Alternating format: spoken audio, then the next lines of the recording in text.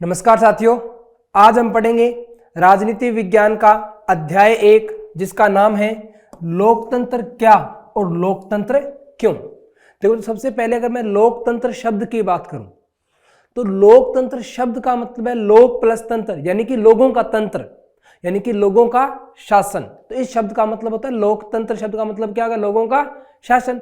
और वहीं लोकतंत्र क्या है, इसमें पूरे की बात करूं तो लोगों द्वारा चुने गए प्रतिनिधि, यानी कहीं ना कहीं लोकतंत्र ही हुआ, यानी कि लोगों का जो शासन है उसी की बात करनी है। तो इस अध्याय के अंदर हम यही सब देखेंगे कि लोकतंत्र की सही परिभाषा क्या है।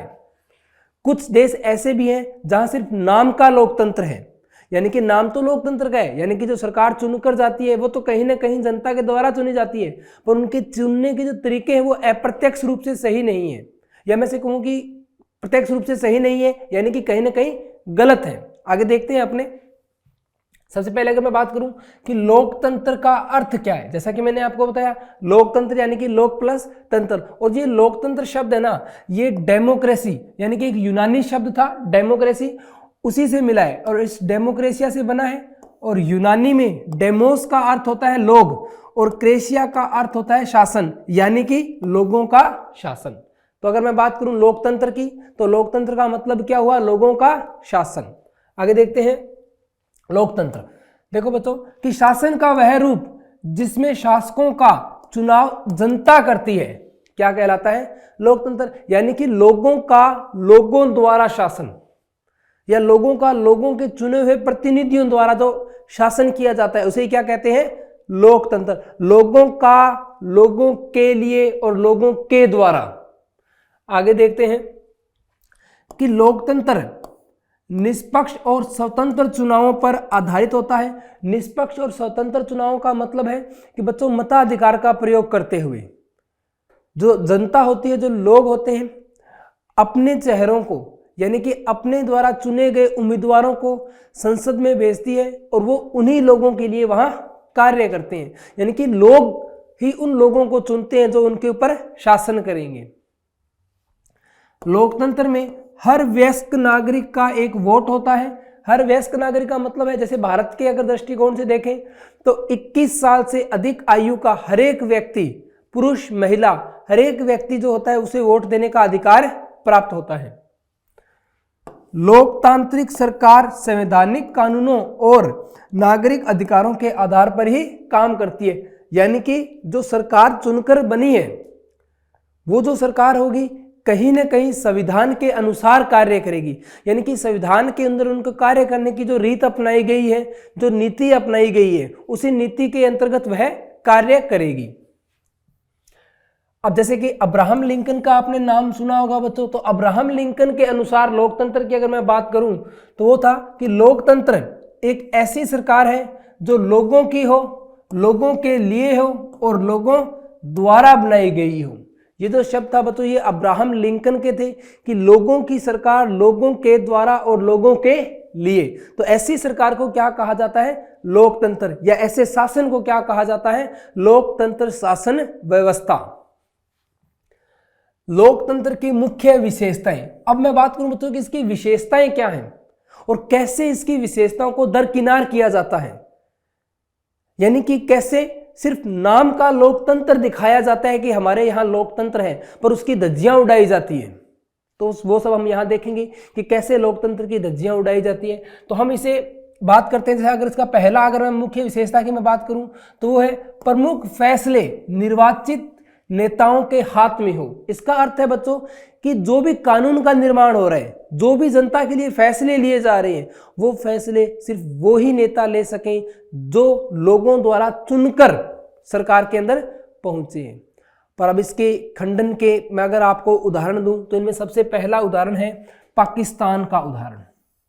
जैसा कि बच्चों अगर मैं बात करूं, बात है 1999 की, जब पाकिस्तान में तख्ता पलट हुआ था और उस तख्ता पलट के बाद वहां जो सेना के जो प्रमुख थे, सेना प्रमुख वहां तख्ता पलट, वहां की जो सरकार थी उसे वहां से हटा दिया और खुद जो थे वो पाकिस्तान के प्रमुख बन गए, यानी कि खुद को क्या कर दिया था, राष्ट्रपति घोषित कर दिया था। और राष्ट्रपति घोषित करने के बाद जो भी फैसले लिए गए वो उनके द्वारा लिए गए। तो कहीं ना कहीं मैं कह सकता हूं कि ये लोकतंत्र की जो पहली विशेषता है कि प्रमुख फैसले निर्वाचित नेताओं के हाथ में हो, उसका खंडन था। क्योंकि जो जनरल था उसका चुनाव जनता के द्वारा नहीं किया गया था, पर अब जो फैसले लिए जा रहे थे वो उसी जनरल के द्वारा लिए जा रहे थे जो जनता के द्वारा चुनकर नहीं आया था। आप देख सकते हैं कि पाकिस्तान में 1999 के तख्ता पलट के बाद जनरल परवेज मुशर्रफ पाकिस्तान के मुखिया बन गए, बाद में खुद को राष्ट्रपति घोषित कर दिया और संविधान में महत्वपूर्ण बदलाव कर सारे प्रमुख फैसले लेने के अधिकार एक ऐसी परिषद को सौंप दिए जिस पर सेना का प्रभुत्व था। यानी कि अब सारे अधिकार जो थे फैसले लेने के वो सेना के हाथ में आ गए थे। और आपको पता है कहीं ना कहीं सेना का जो चुनाव था वो जनता के द्वारा नहीं किया गया था, यानी कि अब वे नेता फैसले ले रहे थे जो जनता के द्वारा चुनकर नहीं आए थे। तो क्या मैं कह सकता हूं कि जो संविधान की पहली विशेषता थी उसका खंडन था? तो बिल्कुल सही बात है, ये इस पहली विशेषता का क्या कर रहे थे, खंडन कर रहे थे। आगे देखते हैं। दूसरा एक है बच्चों पोलैंड का उदाहरण। पोलैंड में क्या हुआ कि इसी प्रकार पोलैंड में कम्युनिस्ट शासन के दौरान देश के महत्वपूर्ण फैसले सोवियत रूस द्वारा लिए जाते थे, ना कि पोलैंड की चुनी हुई सरकार। देखो बच्चों, सोवियत रूस के अंदर भी कहीं ना कहीं कम्युनिस्टों की सरकार थी, तो उस समय जो पोलैंड के अंदर सरकार थी वो भी कम्युनिस्टों की थी। तो जब पोलैंड की सरकार को कोई भी फैसला लेना होता था तो सबसे पहले जाते थे सोवियत रूस के पास, या सोवियत रूस अपने हिसाब से कोई भी कानून पोलैंड के अंदर लागू कर सकता था। तो वहां भी उनकी जनता द्वारा चुने गए जो लोग थे, यानी कि जो पोलैंड की सरकार के अंदर जो लोग बैठे थे वो अपने फैसले नहीं ले पा रहे थे। पोलैंड के लिए भी जो फैसले लिए जा रहे थे वो सोवियत रूस के द्वारा लिए जा रहे थे। इसलिए लोकतंत्र में प्रमुख फैसले लेने की शक्ति लोगों द्वारा चुने गए प्रतिनिधियों के पास ही होनी चाहिए। वही एक सही या एक अच्छा लोकतंत्र कहलाता है, जिसके अंदर जो फैसले लिए जाएं वो लोगों के द्वारा चुनी गई सरकार के द्वारा ही लिए जाएं। अब मैं बात करूं इसकी दूसरी विशेषता की, तो इसकी दूसरी विशेषता है स्वतंत्र और निष्पक्ष चुनावी मुकाबला। और इसके अगर मैं उदाहरण देखूं तो पहला है बच्चों चीन का उदाहरण। जैसा कि आपको पता है बच्चों, चीन के अंदर एक ही राष्ट्रीय पार्टी है। वहां दिखाने के लिए हर एक 5 साल के बाद चुनाव होते हैं, पर उस चुनाव से जो सरकार चुनकर आती है वो पहले से ही फिक्स है कि हर बार वही सरकार चुनकर आएगी। तो क्या वहां चुनाव का कोई मतलब रहा? क्योंकि जो पहले से ही निर्धारित है कि जनता जो सरकार जो है वो उसी एक ही पार्टी की बननी है। जैसे कि आप देख सकते हैं यहां कि चीन की संसद के लिए प्रति 5 वर्ष बाद नियमित रूप से चुनाव होते हैं, जिसे राष्ट्रीय जन चुनाव कहते हैं। चुनाव लड़ने से पहले सभी उम्मीदवारों को चीनी कम्युनिस्ट पार्टी से मंजूरी लेनी पड़ती है और सरकार हमेशा कम्युनिस्ट पार्टी की ही बनती है। जैसे कि मैंने आपको पहले भी बताया कि वहां फिक्स है और कोई बड़ी पार्टी नहीं है। अगर कोई चुनाव लड़ना भी चाहता है तो उसे पहले कम्युनिस्ट पार्टी से मंजूरी लेनी पड़ेगी, यानी कि उसे कम्युनिस्ट पार्टी की सदस्यता लेनी पड़ेगी।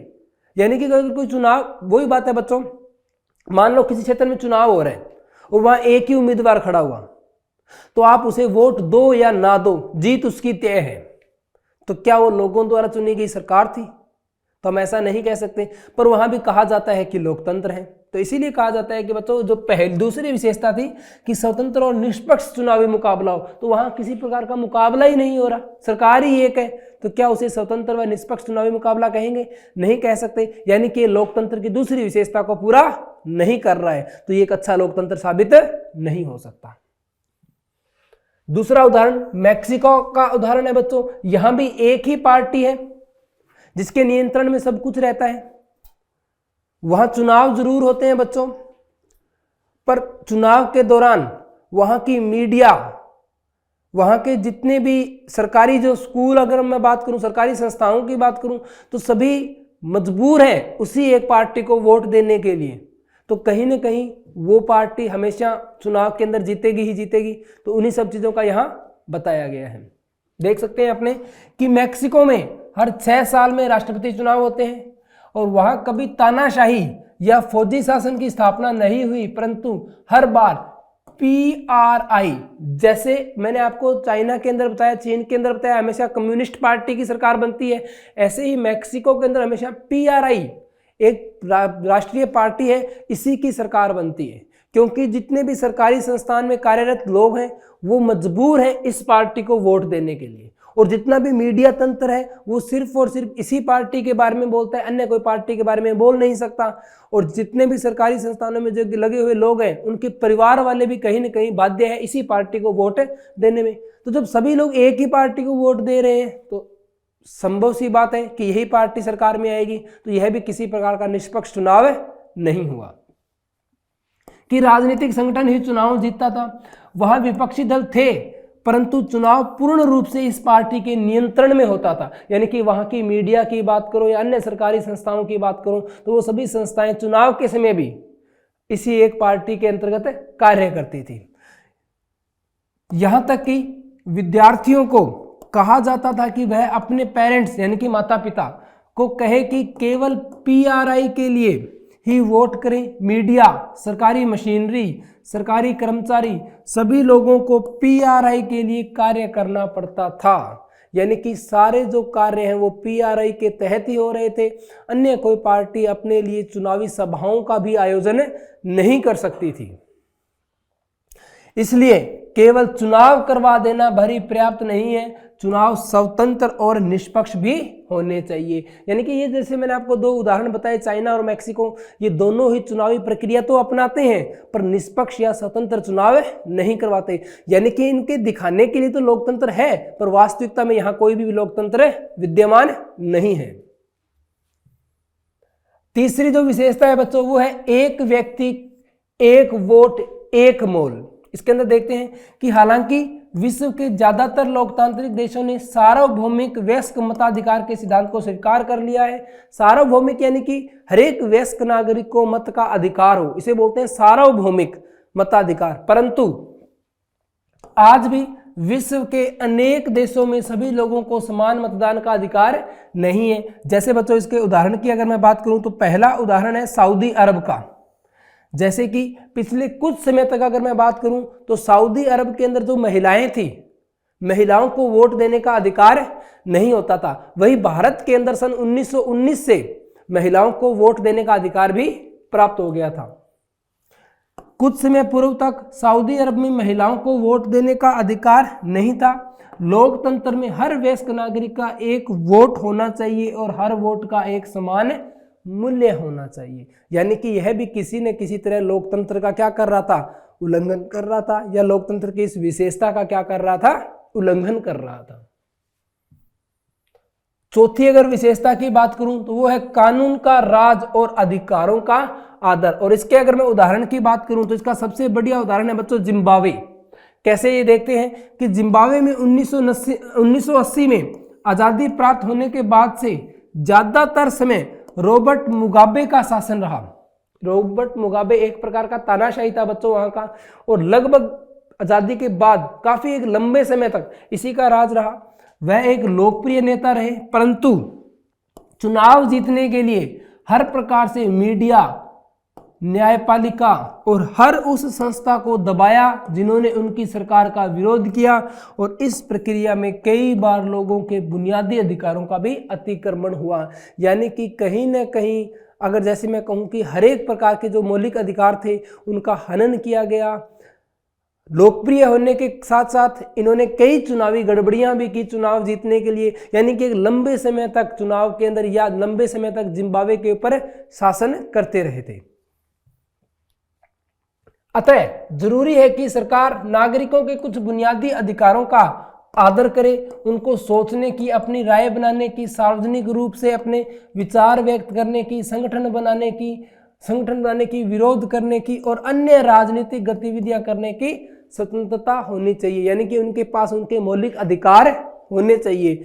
पर यहाँ जो जिम्बाब्वे के अंदर इनके मौलिक अधिकारों का भी क्या किया गया था, हनन किया गया था। इन्हें अपने हिसाब से काम करने के लिए मजबूर किया गया था।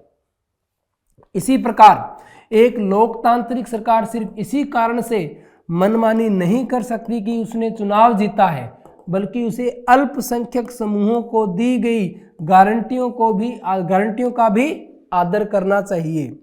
इसलिए एक लोकतांत्रिक सरकार संवैधानिक कानूनों और नागरिक अधिकारों द्वारा खींची लक्ष्मण रेखाओं के भीतर ही काम कर सकती है। और ये भी क्या होगी बच्चों, एक लोकतांत्रिक शासन की एक मुख्य विशेषता हुई। यानी कि आप सरकार में रहते हुए कानूनों का विरोध नहीं कर सकते, आपको उन कानूनों के तहत ही चलना पड़ेगा। यानी कि ऐसा नहीं है कि कानून आप बना सकते हो, कानून आपके हाथ में आ चुके हैं तो आप उनका फायदा उठाएं, ऐसा नहीं कर सकते एक लोकतांत्रिक सरकार के अंदर। अब मैं बात करूं कि इन परिभाषाओं का सारांश, कि इन्हें कैसे, इन विशेषताओं को कैसे लिखा जाए, कैसे बताया जाए। तो लोगों द्वारा चुने शासकों द्वारा ही प्रमुख फैसले लिए जाते हो, जो कि पहली विशेषता थी। अब हमने देखा था कि जैसे पोलैंड के अंदर कम्युनिस्ट जो पार्टी थी उसके फैसले सोवियत रूस की पार्टी लिया करती थी। चुनाव लोगों के लिए निष्पक्ष अवसर और इतने विकल्प उपलब्ध कराता है कि शासकों को बदल सकते हैं। तो ऐसा चाइना के अंदर नहीं था, क्योंकि वहां जो शासन है वो कम्युनिस्ट पार्टी का ही रहने वाला था, वहां कम्युनिस्ट पार्टी ही सरकार में रहने वाली है। और यह विकल्प और अवसर सभी लोगों को समान रूप से उपलब्ध हों। इस चुनाव से बनी सरकार संविधान द्वारा तय बुनियादी कानूनों और नागरिक अधिकारों के दायरे में काम करे। यानी कि ये जो स्टेटमेंट है ये जिम्बाब्वे के लिए है। आगे देखते हैं लोकतांत्रिक सरकार की मुख्य विशेषताएं, जैसे कि नागरिकों को भाषण देने, विचार व्यक्त करने की पूर्ण स्वतंत्रता हो, यानी कि इनके पास उनके मौलिक अधिकार प्राप्त हों। स्वतंत्र व निष्पक्ष रूप से चुनाव करने की व्यवस्था, जैसा कि स्वतंत्र या निष्पक्ष रूप से चुनाव की मैं बात करूं तो जैसे चाइना के अंदर चुनाव तो हो रहे हैं पर वो सिर्फ नाम मात्र के हो रहे हैं। यानी कि वहां जो सरकार बननी है वो पहले से निश्चित है कि वहां सरकार बनेगी कम्युनिस्ट पार्टी की।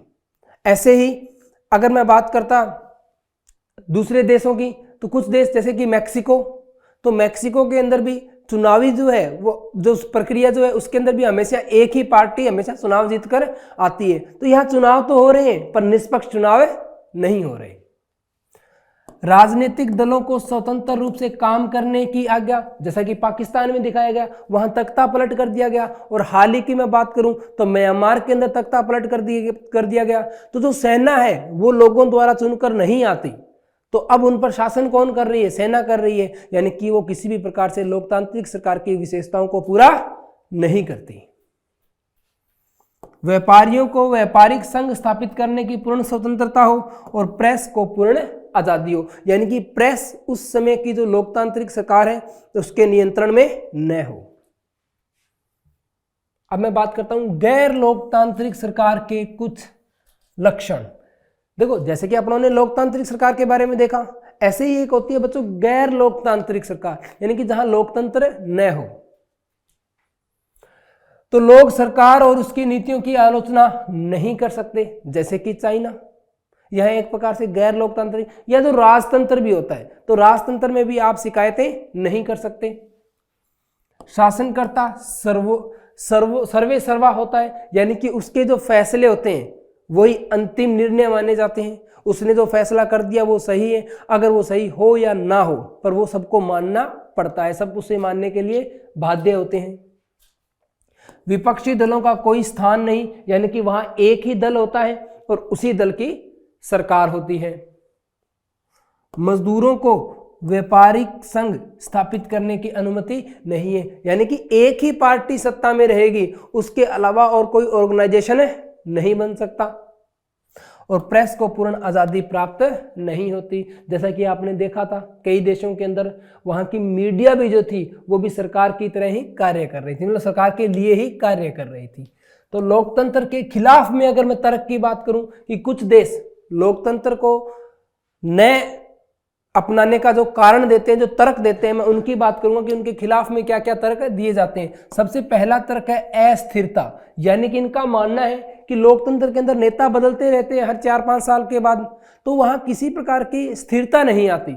यानी कि मान लो किसी सरकार ने कोई कार्य प्रारंभ किया और अगर वो 5 साल में खत्म नहीं कर पाई तो हो सकता है नई सरकार आते ही उस कार्य को रोक दे। तो कहीं ना कहीं एक प्रकार की अस्थिरता ही पैदा हो रही है। और अगर मैं इसके दूसरी की बात करूं, जैसे लोकतंत्र में नेता बदलते रहते हैं और इससे अस्थिरता पैदा होती है। दूसरा, फैसलों में देरी। अब फैसलों में देरी का मतलब क्या है बच्चों? एक लोकतांत्रिक सरकार की बात करूं तो अगर उसे कोई फैसला लेना है तो उससे पहले संसद में चर्चा करनी पड़ेगी, पूरी चर्चा होगी, वाद विवाद होगा, पक्ष विपक्ष होगा, तो कोई भी फैसला तुरंत नहीं ले सकते, एक पूरी प्रक्रिया से गुजरना पड़ता है किसी फैसले को। तो जो विपक्ष में तर्क था वो एक यही तर्क था कि एक लंबा टाइम निकालना पड़ता है किसी भी एक फैसले को लेने के लिए। जैसे कि लोकतंत्र का मतलब सिर्फ राजनीतिक लड़ाई और सत्ता का खेल है, ये नैतिकता की कोई जगह नहीं होती। लोकतांत्रिक व्यवस्था में इतने लोगों से बहस और सारी चर्चा करनी पड़ती है कि हर फैसले में देरी होती है और चुने हुए नेताओं को लोगों के हितों का पता ही नहीं होता। इसके चलते खराब फैसले लिए जा सकते हैं। आगे देखते हैं, भ्रष्टाचार की संभावना। अब देखो बच्चों, भ्रष्टाचार की संभावना क्यों बन रही है? देखो बच्चों, चुनावी प्रक्रिया की अगर मैं बात करूं तो चुनावी प्रक्रिया एक प्रकार से महंगी प्रक्रिया है। इसमें चुनाव प्रसार के लिए काफी पैसा लगता है। तो कहीं ना कहीं जब नेता सत्ता के अंदर आते हैं तो वो अपने उस पैसे को पूरा करने के लिए भ्रष्टाचार करते हैं। तो यह भी एक विपक्ष में तर्क है लोकतंत्र के कि इस महंगी प्रक्रिया के कारण जो भ्रष्टाचार है वो भी लगातार क्या होता जा रहा है? बढ़ता जा रहा है। जैसे कि लोकतंत्र में चुनावी लड़ाई महत्वपूर्ण और खर्चीली होती है, इसलिए इससे भ्रष्टाचार होता है। चौथा अगर मैं पॉइंट बात करूं, चुनावी प्रक्रिया महंगी है। जैसे कि लोकतंत्र में चुनावी लड़ाई महत्वपूर्ण और खर्चीली होती है। पांचवा, सामान्य लोगों को सरकार चुनने का फैसला लेने में कठिनाई। जैसे कि सामान्य लोगों को पता नहीं होता कि उनके लिए क्या चीज़ अच्छी है और क्या चीज़ बुरी है, इसलिए उन्हें किसी चीज़ का फैसला नहीं करना चाहिए। यानी कि वे लोग जो पढ़े लिखे नहीं हैं, अनपढ़ हैं, यानी कि पढ़े लिखे नहीं थे, अनपढ़ थे, जो अपना अच्छा बुरा नहीं जानते, तो वो फैसला अपने लिए फैसला कैसे ले सकते हैं? विपक्ष में तर्क था कि उनके लिए एक ऐसा व्यक्ति हो जो उनके लिए सारे फैसले ले सके। अब मैं बात करता हूं लोकतंत्र के पक्ष में तर्क। तो अब इन विपक्ष में तर्कों के बाद अब लोकतंत्र के पक्ष में क्या क्या तर्क दिए गए कि लोकतंत्र क्यों आवश्यक है, उसकी बात करेंगे अपने। शासन का अधिक जवाबदेही वाला रूप। अब देखो बच्चों, लोगों का लोगों के लिए शासन है और इसमें विपक्षी दल भी होते हैं, तो कहीं ना कहीं जो फैसले लिए जाते हैं वो बहुत ही सोच समझ कर लिए जाते हैं और उनका पास होना, पूरी एक प्रक्रिया से गुजरना, विपक्षी दलों की सहमति से पास होना, ये काफी, या मैं कह सकता हूं प्रभावी रूप है लोकतंत्र का। अर्थशास्त्री और राजनीतिज्ञ इसका प्रमुख कारण मानते हैं। दोनों शासन व्यवस्थाओं में अंतर। भारत में बहुदलीय शासन व्यवस्था थी जहां विपक्ष था और सरकार की आलोचना करने वाली स्वतंत्र मीडिया, जिसके कारण सरकार ने आगे बढ़कर जनता को सहायता करने वाली कार्यवाही की और चीन की सरकार ने इस प्रकार के किसी भी कार्य को महत्वपूर्ण नहीं समझा। यानी कि अगर मैं चाइना की बात करूं तो वहां एक लोकतंत्र नहीं है, जबकि भारत की दृष्टिकोण से देखूं तो भारत में एक लोकतंत्र है। यहाँ दो अलग अलग सदन होते हैं, कोई भी कानून पास करने के लिए आपको उन दोनों सदनों से गुजरना पड़ता है। उसके बाद भारत का चौथा जो स्तंभ कहा जाता है, जैसे कि मीडिया से भी गुजरना पड़ता है। इसलिए लोकतांत्रिक शासन पद्धति दूसरों से बेहतर है क्योंकि यह शासन का अधिक जवाबदेही वाला स्वरूप है। अब मैं बात करूं बेहतर निर्णय लेने की संभावना। लोकतांत्रिक व्यवस्थाओं में प्रमुख फैसले व्यापक चर्चा और बहसों के बाद लिए जाते हैं, जिससे कि गलती की गुंजाइश कम हो सके और बेहतर निर्णय लेने की संभावना को बढ़ाया जा सके। जैसे कि बच्चों, आपने हाल ही में कृषि कानूनों के बारे में सुना होगा। तो कृषि कानून एक बेहतरीन तरीके से पेश किए गए थे, दोनों सदनों में पास भी हुए, लेकिन मीडिया और कुछ किसान संगठनों ने इसका विरोध किया, जिसके अंतर्गत इन तीनों कृषि कानूनों को वापस लेना पड़ा। नागरिकों का सम्मान। लोकतंत्र नागरिकों का सम्मान बढ़ाता है। जो हैसियत नागरिकों की लोकतांत्रिक व्यवस्था में है वह अन्य किसी और व्यवस्था में नहीं हो सकती। चौथा अगर मैं बात करूं तो मतभेदों और टकराव को संभालने का तरीका उपलब्ध है। लोकतंत्र मतभेदों और टकराव को संभालने का तरीका उपलब्ध कराता है एक न्यायपालिका के रूप में। गलतियों के सुधार के अवसर। जैसे कि अब मैं कह सकता हूं कि उन बिल को गलत माना गया तो सुधार के आपके पास उचित प्रबंध थे, आप उन बिलों को वापस भी ले सकते हैं। ऐसा नहीं है कि एक बार कोई फैसला ले लिया तो उस फैसले को पलट नहीं सकते। सबसे महत्वपूर्ण विशेषता यह है कि हमें अपनी गलती ठीक करने का मौका देता है। अब मैं बात करता हूं लोकतंत्र का वृहत्तर अर्थ, यानी कि लोकतंत्र को अगर अपने अच्छी तरह समझे तो लोकतंत्र का असली अर्थ क्या है। लोकतंत्र का वृहत्तर अर्थ एक ऐसी शासन प्रणाली से है जिसमें सभी नागरिकों को, चाहे वह शक्तिशाली हो या कमजोर हो, उसकी बात का सम्मान महत्व हो, यानी कि सभी को समानता का दर्जा प्राप्त हो, यानी कि किसी भी प्रकार का भेदभाव न हो। अब चाहे वो अमीरी या गरीबी का भेदभाव हो, चाहे लिंग का भेदभाव हो, चाहे रंग का भेदभाव हो, यानी कि आप किसी भी प्रकार का भेदभाव नहीं करते। एक लोकतांत्रिक सरकार की बात करूं तो उसमें सरकार नागरिकों के बुनियादी सुविधाएं प्रदान करने के लिए काम करती है। लोकतंत्र के लाभों का वितरण समान रूप से होता है और सामाजिक, आर्थिक और राजनीतिक क्षेत्र में समानता की स्थापना हो। गरीबी, अशिक्षा, भुखमरी जैसी कमजोरियों को ज्यादा से ज्यादा सरकारी प्रयास द्वारा समाप्त कर दिया जाता हो। तो बच्चों, इसी के साथ हमारा ये अध्याय यहीं समाप्त होता है। इस अध्याय में हमने देखा कि लोकतंत्र क्या है, लोकतंत्र की विशेषताएं क्या थी और लोकतंत्र की आवश्यकता क्यों पड़ी, क्यों एक गैर लोकतांत्रिक सरकार एक अच्छी सरकार नहीं मानी जाती। तो अब हम मिलते हैं हमारे अगले अध्याय में। धन्यवाद।